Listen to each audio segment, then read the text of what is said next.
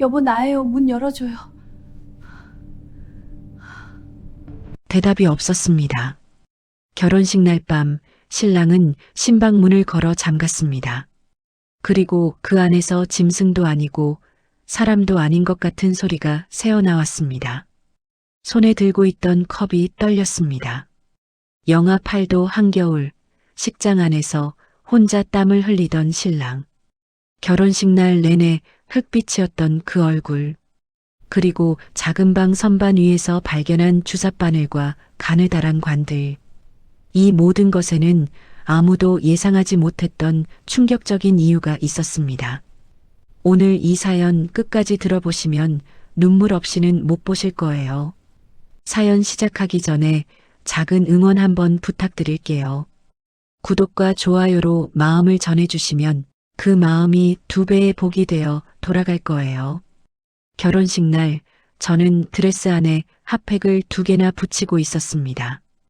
영하 8도짜리 겨울 아침이었으니까요. 예식장 입구에서 하객들이 저마다 목도리를 여미고 입김을 호호 불며 들어오던 날이었습니다. 창문 너머로 보이는 하늘은 낯빛이었고 바람은 현관문이 열릴 때마다 차갑게 홀 안으로 밀려 들어왔습니다. 그런데 진철 씨는 땀을 흘리고 있었습니다. 처음엔 몰랐습니다.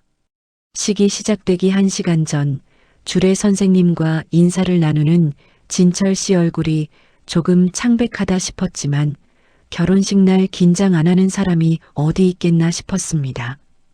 저 역시 손이 떨리고 있었으니까요. 그런데 식이 시작되고 나서였습니다.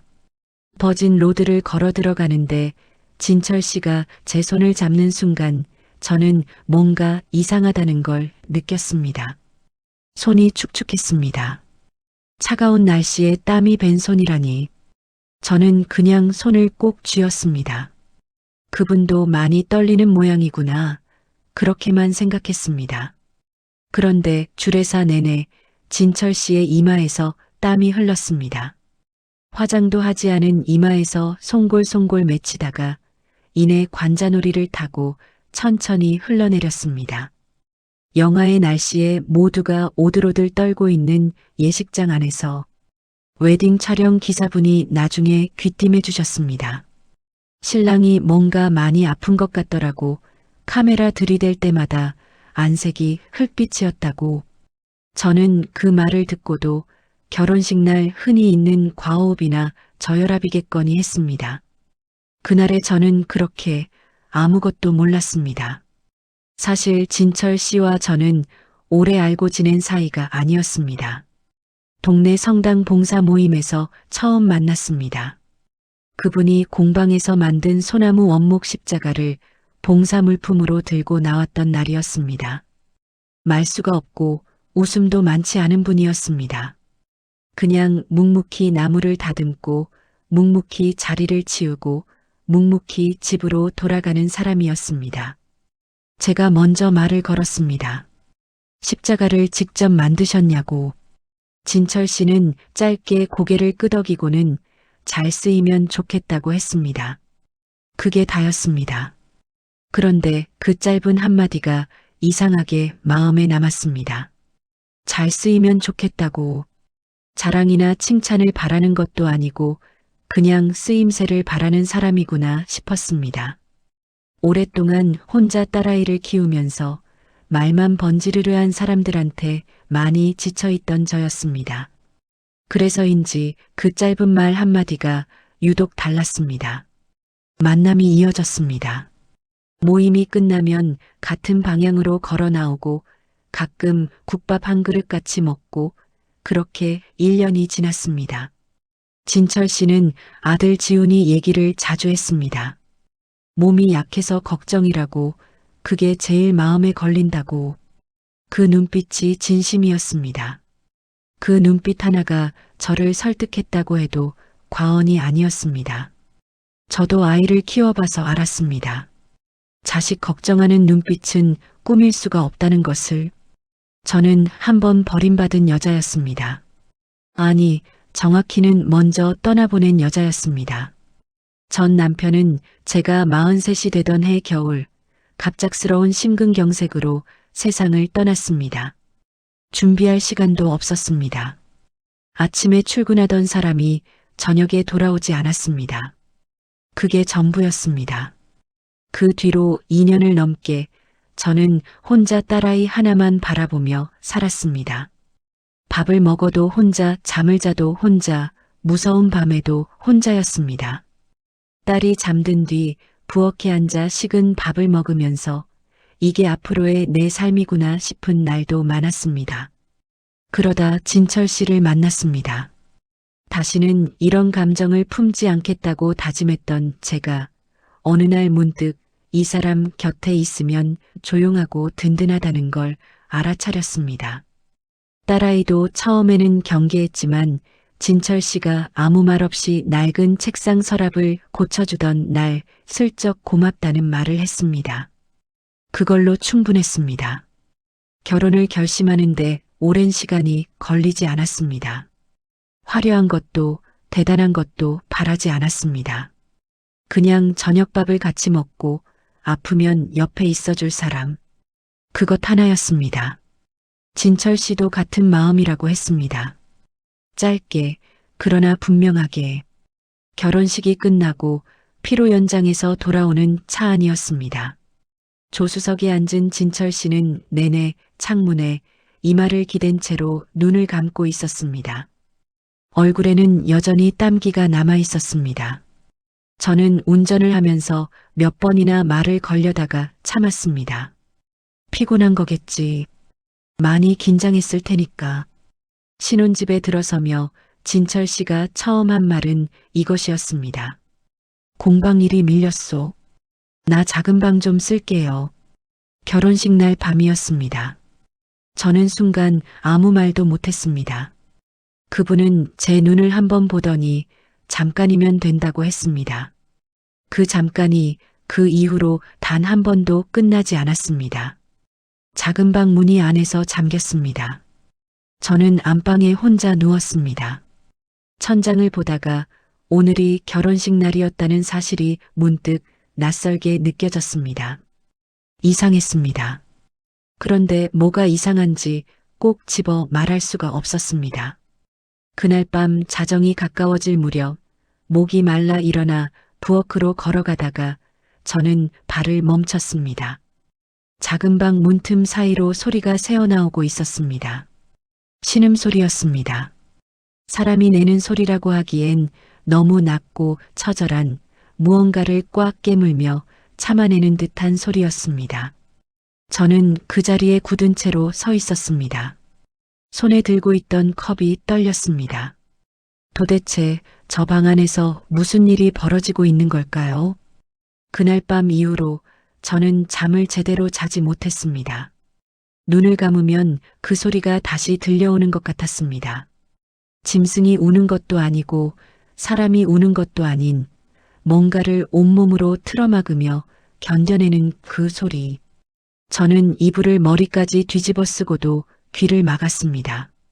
그래도 그 소리는 머릿속에서 쉽게 사라지지 않았습니다. 다음 날 아침 진철 씨는 아무 일도 없었다는 듯 작은 방에서 나왔습니다.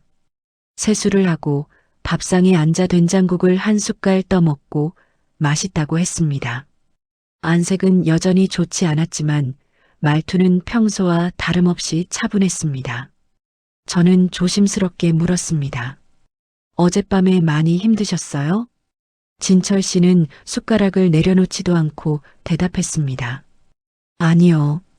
그냥 나무 재단하다 허리가 좀 결렸소. 그뿐이었습니다. 더 묻지 말라는 듯 그 짧은 대답으로 대화가 닫혔습니다. 저는 국물만 홀짝이다가 밥상을 치웠습니다. 뭔가 이상하다는 걸 알면서도 아직은 우리가 서로를 다 알기엔 이른 사이라고 스스로를 달랬습니다. 그런데 이상한 일은 그날도 그 다음 날도 계속되었습니다. 진철 씨는 안방에 들어오지 않았습니다.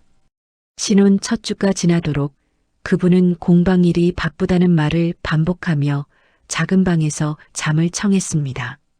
처음에는 기다렸습니다. 일이 좀 정리되면 괜찮아지겠지. 그런데 열흘이 지나도 보름이 지나도 달라지는 것이 없었습니다. 어느 날 저녁 용기를 내어 작은 방 앞에 서서 노크를 했습니다. 나 들어가도 될까요?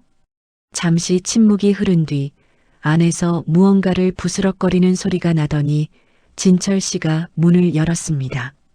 손으로 문틈을 좁게 잡은 채로 안쪽이 보이지 않게 무슨 일이요? 저는 그 손을 바라봤습니다. 팔뚝에 뭔가 길고 하얀 것이 감겨 있었습니다. 붕대 같기도 하고 테이프 같기도 한. 진철 씨는 제 시선을 알아챘는지 팔을 문 뒤로 슬쩍 빼며 고개를 돌렸습니다. 피곤해서 그러오. 내일 얘기합시다. 문이 다시 닫혔습니다. 저는 그 자리에 서서 한참 그 문을 바라봤습니다. 내일 얘기합시다는 결국 끝내 오지 않는 내일이었습니다. 그것이 서러웠습니다. 아프다면 아프다고, 힘들다면 힘들다고 그냥 말해주면 안 되는 걸까? 저는 모른 척할 수 있는 사람이 아니었습니다. 그러나 문을 두드릴 힘도 다시 물어볼 용기도 그날은 남아있지 않았습니다. 의심은 그렇게 천천히 쌓였습니다. 진철 씨는 몸에 손이 닿는 것을 피했습니다. 제가 팔을 스치기만 해도 자연스럽게 자리를 옮겼고 어깨에 기대거나 손을 잡으려 하면 부드럽게 그러나 분명하게 몸을 뺐습니다. 처음엔 무뚝뚝한 성격 탓이라고 생각했습니다. 원래 스킨십이 없는 분이구나 싶었습니다. 그런데 결혼 전에는 그렇지 않았습니다. 성당 모임이 끝나고 걸어 나오다가 제 손을 잡던 사람이 국밥집 계산대 앞에서 괜히 어깨를 툭툭 치던 사람이 진철 씨였습니다. 뭔가가 달라진 게 분명했습니다. 결혼 이후로 저는 며칠째 잠이 부족한 채로 부엌에서 혼자 밥을 먹다가 문득 생각했습니다. 혹시 불치병인 건 아닐까? 시한부 선고를 받은 건 아닐까? 그래서 저한테 짐이 되기 싫어 거리를 두는 건 아닐까? 아니면 다른 사정이 있는 건 아닐까? 생각이 꼬리를 물기 시작하면 걷잡을 수가 없었습니다. 딸아이한테 전화라도 할까 싶다가 엄마가 재혼한 지 한 달도 안 됐는데 무슨 소리냐는 말을 들을 것 같아서 그만뒀습니다. 친한 친구한테 털어놓을까 싶다가도 말로 꺼내는 순간 진짜 문제가 되어버릴 것 같아서 입을 다물었습니다. 저는 그냥 혼자 끙끙 앓았습니다. 진철 씨처럼 그분이 그러는 것처럼. 진철 씨가 공방에 나간 날 오후였습니다. 저는 오래 망설이다가 결국 작은 방 문을 열었습니다. 처음에는 그냥 환기나 시키려고 열었다고 스스로에게 말했습니다. 그런데 문이 열리는 순간 저는 멈췄습니다. 방안이 예사롭지 않았습니다. 창가 쪽 작은 선반 위에 투명한 비닐 파우치가 여러 개 쌓여 있었습니다. 안에는 주사 바늘처럼 생긴 것들과 길고 가느다란 관이 들어 있었습니다. 의료용이라는 건 한눈에 알 수 있었습니다. 그 옆에는 작은 수첩 하나가 놓여 있었는데 날짜가 빽빽하게 적혀 있었습니다. 월, 수, 금, 월, 수, 금. 그 패턴이 수십 페이지에 걸쳐 반복되고 있었습니다. 저는 그 수첩을 손에 들고 한참을 서 있었습니다. 손이 떨렸습니다. 월요일, 수요일, 금요일. 그것이 무엇을 뜻하는지 저는 알지 못했습니다. 그러나 이것이 단순한 공방 작업 일지가 아니라는 것만큼은 분명히 알 수 있었습니다. 저는 수첩을 제자리에 조심스럽게 내려놓고 방에서 나왔습니다. 그날 저녁 진철 씨가 돌아왔을 때 저는 아무 말도 하지 않았습니다. 밥을 차리고 국을 끓이고 평소처럼 밥상을 마주했습니다. 진철 씨도 말이 없었습니다. 우리 둘 사이에 묘한 침묵이 흘렀고 그 침묵은 밥 한 그릇이 다 비워질 때까지 깨지지 않았습니다. 저는 그 식탁에서 결심했습니다. 더 이상 모른 척은 할 수 없다고. 비바람이 몰아치던 밤이었습니다. 겨울 막바지에 칼바람이 창문을 두드리고 낡은 아파트 복도에서 문이 덜컹거리던 밤. 저는 침대에 누워 잠을 청하다가 또 그 소리를 들었습니다. 처음엔 작게, 그러다 점점 커졌습니다. 작은 방 쪽에서 바람 소리보다 낮고 깊은 신음이 흘러나왔습니다. 이번엔 달랐습니다. 지난번보다 훨씬 더 거칠고 무언가 한계에 닿은 듯한 소리였습니다. 참다가 더 이상 참지 못하고 새어나오는 그런 소리. 저는 자리에서 일어났습니다. 손이 떨렸습니다. 복도를 걷는 발이 떨렸습니다. 작은 방 앞에 서서 노크를 했습니다. 대답이 없었습니다. 다시 두드렸습니다. 소리만 이어졌습니다. 여보, 나예요. 문 열어줘요. 아무 반응이 없었습니다. 저는 그 자리에서 더 이상 기다릴 수가 없었습니다. 한 발을 뒤로 뺐다가 있는 힘을 다해 문을 밀었습니다. 오래된 문고리가 한 번에 버텨주지 못했습니다. 문이 열렸습니다. 그리고 저는 그 자리에서 비명을 삼켰습니다. 진철 씨가 상체를 드러낸 채 바닥에 등을 기대고 앉아 있었습니다. 옆구리 한쪽에는 가느다란 관이 꽂혀 있었습니다. 그 끝에는 작은 기계가 연결되어 있었고 기계는 낮게 윙윙 소리를 내며 돌아가고 있었습니다. 진철 씨의 얼굴은 땀으로 뒤덮여 있었고 손은 관이 꽂힌 옆구리를 부여잡은 채로 떨고 있었습니다. 눈이 마주쳤습니다. 진철 씨는 저를 보더니 천천히 눈을 감았습니다. 들켰다는 표정도 아니었고 미안하다는 표정도 아니었습니다.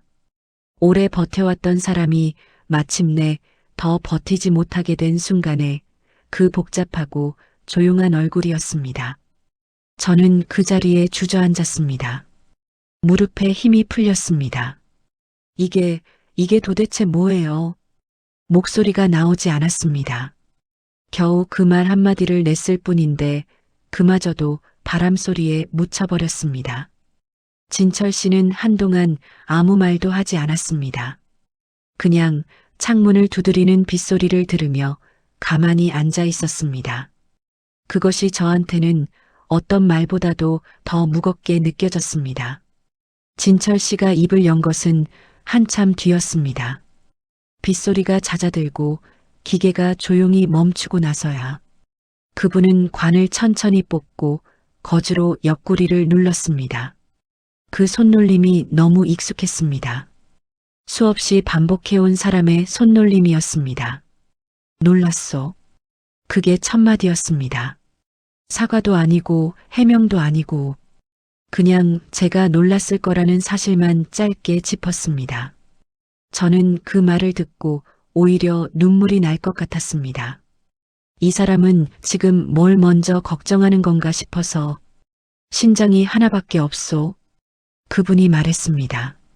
저는 말없이 기다렸습니다. 지훈이한테 하나 줬소. 애가 19살 때부터 신장이 나빠지기 시작했는데 이식 말고는 방법이 없었소. 내 것이 맞아서 줬소. 줬소. 그 한마디가 방 안에 조용히 가라앉았습니다. 거창하지도 않았고 감동을 요구하지도 않았습니다. 그냥 맞아서 줬다고. 제 자식이니까 줬다고. 그분은 그것을 당연한 일처럼 말했습니다. 근데 남은 신장도 버텨주질 않더라고. 작년부터 투석을 시작했소. 월, 수, 금. 수첩에 빽빽하게 적혀있던 그 날짜들이 머릿속에서 겹쳤습니다. 혈액투석. 일주일에 3번, 4시간씩. 그것을 이 방 안에서 혼자서 문을 잠그고 저는 물었습니다. 그걸 왜 나한테 말 안 했어요? 진철 씨는 잠시 망설이더니 아주 천천히 대답했습니다. 말하면 안 될 것 같았소. 그날 밤 들은 이야기를 저는 지금도 또렷이 기억합니다. 진철 씨가 지훈이 신장을 이식해 준 것은 3년 전이었습니다. 수술은 잘 됐습니다. 지훈이는 회복했고 다시 밥을 먹고 학교를 다니게 됐습니다. 진철 씨는 그것으로 충분하다고 생각했다고 했습니다. 그런데 몸이 버텨주질 않았습니다. 신장 하나로 살아가는 것이 생각보다 훨씬 버거웠습니다. 크레아티닌 수치가 조금씩 올라가다가 어느 날 의사가 투석을 시작해야 한다고 했습니다. 진철 씨는 그 말을 듣고 집에 와서 하루 종일 공방에 있었다고 했습니다. 나무를 다듬다가 그냥 멍하니 앉아 있다가 그때 저를 만났다고 했습니다. 성당 봉사 모임에서 처음 마주쳤던 그 무렵이 마침 투석을 시작하기 직전이었다고 했습니다.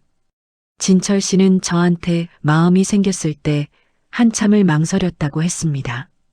이 몸으로 누군가 곁에 두는 게 맞는 건지, 짐이 되는 건 아닌지, 그래서 처음에는 일부러 거리를 뒀다고 했습니다. 그런데 저도 물러서지 않았다고 했습니다. 그것이 마음에 걸렸다고, 이 여자는 쉽게 포기하는 사람이 아니구나 싶었다고, 말하면 떠날까봐 무서웠어. 그분이 말했습니다. 저는 그 말을 듣고 한동안 아무것도 할 수가 없었습니다. 화가 나는지 슬픈지 아니면 그냥 이 사람이 너무 안쓰러운 건지 구분이 되지 않았습니다. 그냥 눈물이 흘렀습니다. 소리도 없이 그냥 흘렀습니다. 결혼식 날 흘리던 땀이 떠올랐습니다. 영하의 날씨에 흑빛 안색으로 제 손을 꽉 잡던 그 손이 떠올랐습니다. 그분은 그날 투석 일정을 미뤘던 것이었습니다. 저한테 멋진 모습을 보여주고 싶어서 결혼식 당일만큼은 아프지 않은 척하고 싶어서 그러다가 독소가 쌓여 쓰러질 뻔했던 것이었습니다. 평생 누군가한테 약한 모습을 보이지 않으려 했던 사람이 저한테만큼은 괜찮아 보이고 싶었던 것이었습니다. 그것이 더 마음이 아팠습니다. 저는 그날 밤 진철 씨 옆에 앉아서 아무 말도 하지 않고 그분의 등을 닦아줬습니다. 땀에 젖은 등이었습니다. 수건을 따뜻하게 적셔서 천천히 여러 번. 진철 씨는 처음엔 괜찮다고 했습니다. 그러다 더 이상 거부하지 않았습니다. 그냥 눈을 감고 있었습니다. 저는 닦으면서 생각했습니다. 이 사람이 혼자 감당해온 시간이 얼마나 됐을까? 지훈이 수술 이후로 자기 몸이 무너지는 걸 알면서도 아무한테도 말하지 않고 살아온 시간이 공방에서 나무를 다듬고 성당 봉사를 나가고 국밥을 먹고 웃는 척하면서 그 긴 시간을 잘 쓰이면 좋겠다고 했던 말이 다시 생각났습니다. 처음 만났던 날 십자가를 들고 왔던 그분이 했던 말. 그때는 나무 얘기인 줄 알았는데 어쩌면 그게 자기 자신 얘기였는지도 모르겠다는 생각이 들었습니다. 남은 시간이라도 잘 쓰이면 좋겠다는 그 생각이 드는 순간 저는 손이 멈췄습니다. 그런데 일은 거기서 끝나지 않았습니다. 다음 날 지훈이가 찾아왔습니다. 아버지 상태를 알고 있었던 겁니다. 연락이 닿지 않아 걱정이 됐다고 했습니다. 현관문을 열고 들어서다가 저와 눈이 마주쳤을 때 지훈이 얼굴이 하얗게 굳었습니다. 새어머니가 알아버렸다는 걸 직감한 것이겠죠. 지훈이는 저한테 굳이 설명하려 하지 않았습니다. 그냥 고개를 숙였습니다. 죄송합니다. 저는 그 말을 듣고 뭔가를 물어볼 수가 없었습니다. 이 아이도 알고 있었구나.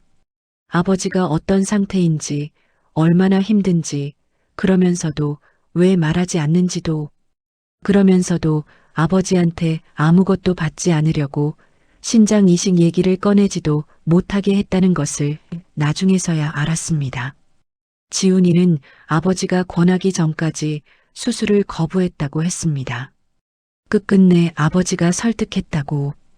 부자가 그렇게 닮아 있었습니다. 서로한테 짐이 되기 싫어서 서로 아픈 걸 숨기면서 서로 괜찮은 척하면서 살아온 두 사람. 저는 지훈이한테 물었습니다. 너는 왜 나한테 말 안 했어? 내가 알면 안 됐어? 지훈이는 한동안 말을 못했습니다. 그러다 겨우 입을 열었습니다. 아버지가 새어머니한테 걱정 끼치기 싫다고 했어요. 알면 부담스러워서 떠날 수도 있다고. 그러니까 제발 말하지 말라고. 그 말을 듣는 순간 저는 뭔가가 와르르 무너지는 느낌이 들었습니다. 이 사람은 저를 믿지 않았던 게 아니었습니다. 오히려 너무 소중해서 잃고 싶지 않아서 알리지 못했던 것이었습니다. 그 마음이 얼마나 외로웠을까. 아픈 몸을 이끌고 결혼식장에 서서 저한테 웃어 보이면서 속으로 얼마나 무서웠을까. 저는 그날 처음으로 진철 씨한테 화가 났습니다. 그리고 동시에 그 어느 때보다 이 사람이 애틋했습니다. 그날 밤 저는 오래 앉아 있었습니다. 지훈이가 돌아가고 진철 씨가 작은 방에서 잠든 뒤 부엌 불만 켜놓고 식탁에 혼자 앉아 있었습니다. 전 남편이 세상을 떠났던 날 밤도 이렇게 부엌에 혼자 앉아 있었다는 생각이 났습니다. 그때는 아무것도 할 수 없어서 그냥 앉아 있었습니다. 오늘은 뭔가를 해야 한다는 걸 알면서도 어디서부터 시작해야 할지 몰라서 앉아 있었습니다. 살면서 제가 선택한 것들이 하나씩 떠올랐습니다. 전 남편과 결혼했던 것, 딸아이를 혼자 키웠던 것, 다시는 사람한테 기대지 않겠다고 다짐했던 것, 그러면서도 진철 씨한테 먼저 말을 걸었던 것, 제가 원했던 게 뭐였는지 다시 생각했습니다. 화려한 남자도 아니고 돈 많은 남자도 아니었습니다. 그냥 저녁밥을 같이 먹을 사람, 아프면 옆에 있어줄 사람, 그것 하나라고 했습니다. 그렇다면 지금 제가 할 일은 하나뿐이었습니다. 저는 자리에서 일어났습니다. 작은 방 앞으로 걸어갔습니다. 문 앞에 서서 잠시 숨을 고른 뒤 조용히 문을 두드렸습니다. 자요? 안에서 작은 움직임이 느껴졌습니다. 앉아오. 저는 문손잡이를 잡았습니다. 나 들어갈게요.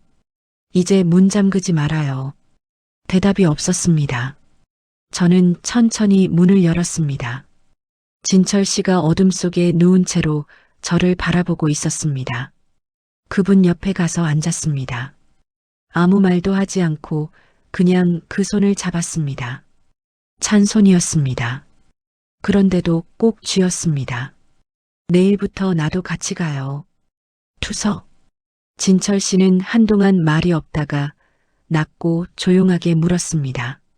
무섭지 않소? 저는 잠깐 생각했습니다. 무섭냐고. 무섭지 않다면 거짓말이었습니다. 그런데 혼자인 것보다는 덜 무서웠습니다. 같이 무서우면 되죠. 그 말에 진철 씨가 아무 말도 하지 않았습니다. 그냥 잡힌 손을 놓지 않았습니다. 그것으로 충분했습니다. 그 다음 날 아침 진철 씨는 처음으로 안방에서 일어났습니다. 제가 먼저 눈을 떴을 때 그분은 이미 일어나 세수를 하고 있었습니다. 거울 앞에 서서 면도를 하는 뒷모습이 평범했습니다. 너무나 평범해서 오히려 낯설었습니다. 저는 이불 속에서 그 뒷모습을 한참 바라봤습니다. 밥을 차렸습니다. 된장찌개에 계란말이, 김치 한 접시. 진철 씨가 밥상 앞에 앉으면서 말했습니다. 오늘 병원 가는 날이요.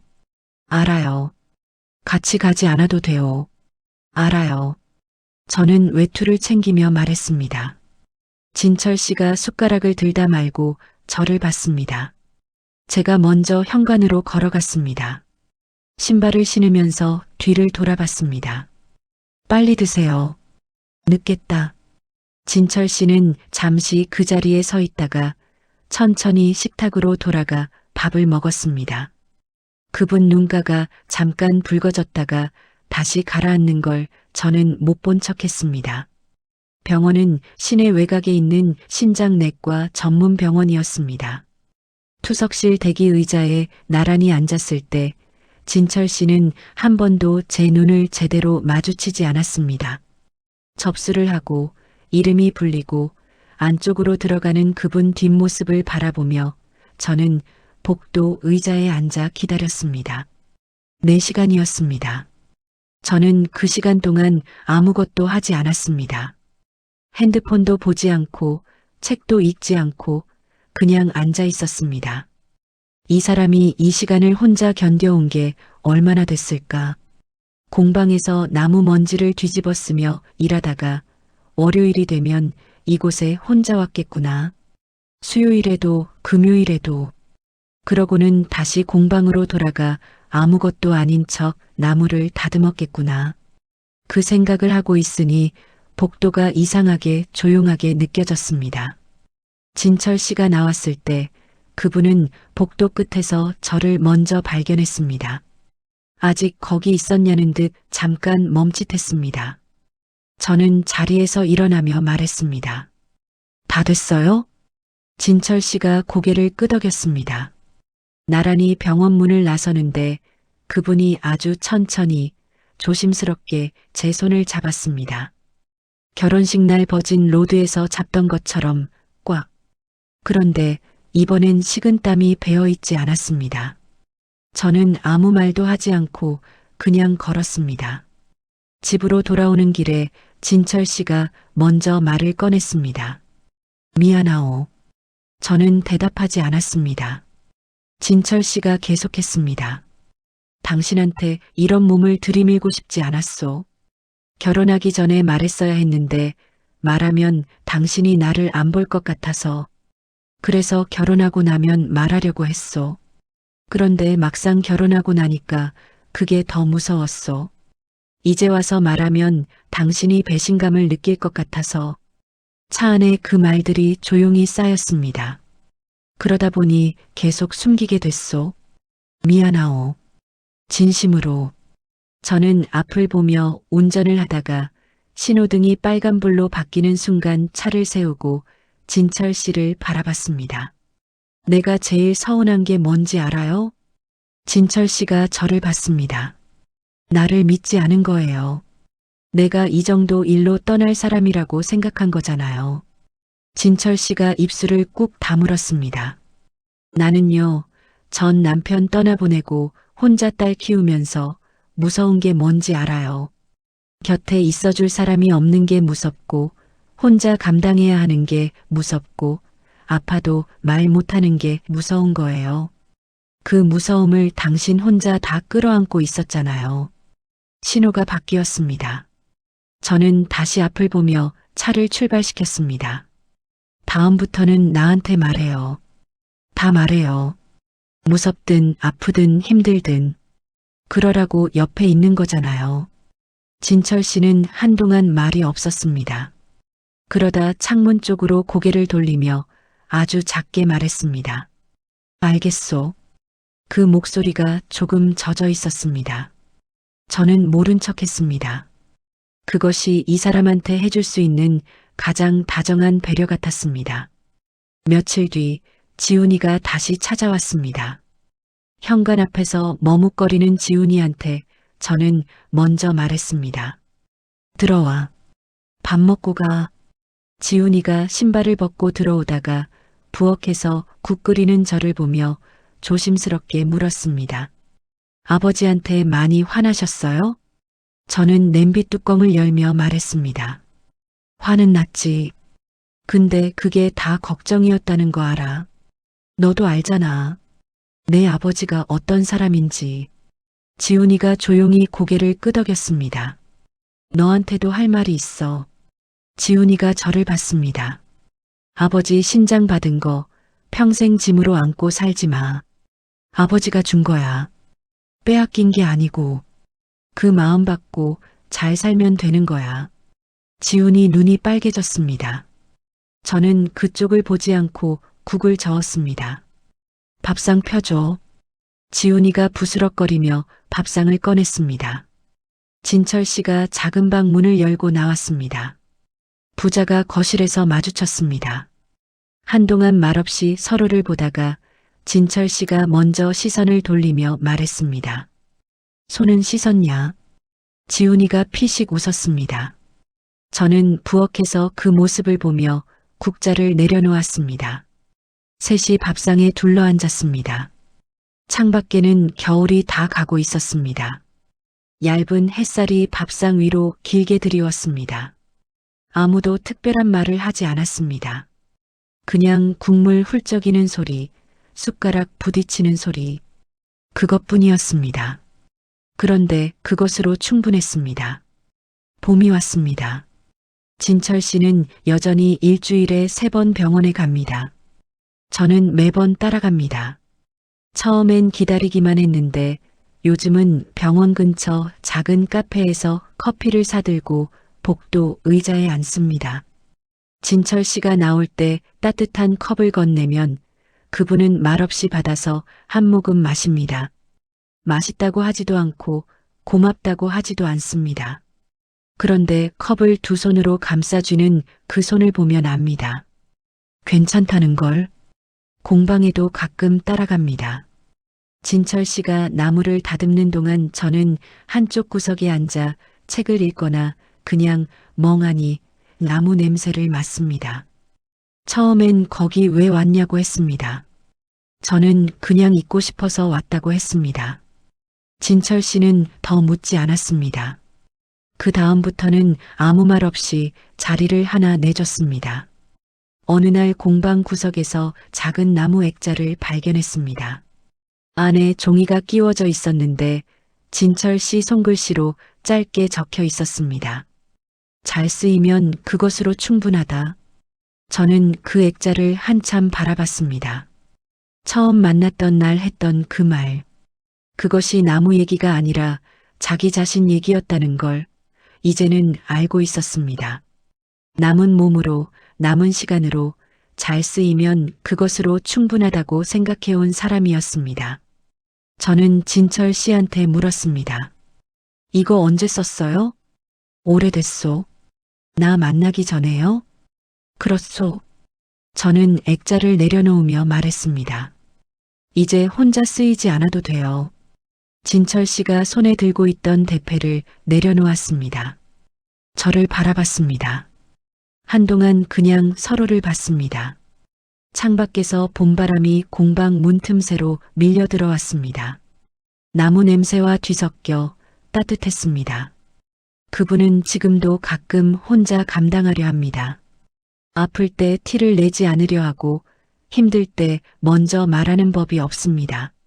그게 평생 몸에 밴 사람이니까 단번에 바뀌지는 않습니다. 저도 압니다. 그래서 기다립니다. 말할 때까지 조금 더. 결혼식 날 땀을 흘리면서도 제 손을 놓지 않던 사람이었습니다. 아픈 몸을 이끌고 식장에 서서 저한테 웃어 보이려 했던 사람이었습니다. 그 마음이 거짓말이 아니라는 걸 저는 이제 압니다. 사랑한다는 말은 잘하지 않는 사람입니다. 그래도 괜찮습니다. 말보다 더 오래 남는 것들이 있다는 걸 이제는 알게 됐으니까요. 아픈 몸을 숨기면서까지 멋진 모습을 보여주려 했던 사람이 있었습니다. 그 마음이 거짓이 아니라는 걸 우리는 때로 너무 돌아서야만 알게 됩니다. 사랑은 그렇게 말이 아닌 자리로 남습니다.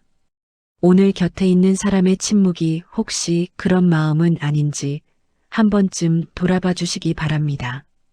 잘 쓰이면 그것으로 충분하다. 처음엔 나무 얘기인 줄 알았습니다. 그런데 그것은 아들에게 심장을 내어준 뒤 조용히 무너져가면서도 누구에게도 짐이 되기 싫었던 한 남자의 삶 전체에 대한 고백이었습니다. 그리고 한 여자가 말했습니다. 이제 혼자 쓰이지 않아도 돼요. 사랑한다는 말 한마디 없어도. 투석실 복도 의자에 나란히 앉아 따뜻한 커피 한 잔을 건네는 것, 말할 때까지 그냥 옆에서 기다려주는 것, 그것이 이 두 사람이 나눈 가장 깊은 사랑이었습니다. 오늘 곁에 계신 분의 침묵이 혹시 말하면 떠날까봐 꾹 눌러 담은 마음은 아닌지 한 번쯤 조용히 돌아봐 주시기 바랍니다. 말보다 오래 남는 것들이 있습니다. 자리를 지켜주는 것, 그것이 때로는 가장 큰 사랑입니다. 이 사연이 마음에 닿으셨다면 구독과 좋아요 한번 눌러주세요. 여러분의 따뜻한 응원이 이런 사연들을 계속 전할 수 있는 힘이 됩니다. 그리고 혹시 오늘 사연을 보며 떠오르는 분이 계신가요? 댓글에 그 마음 살며시 남겨주세요. 여러분의 이야기가 또 다른 누군가에게 위로가 될 거예요. 다음 이야기에서 또 만나요.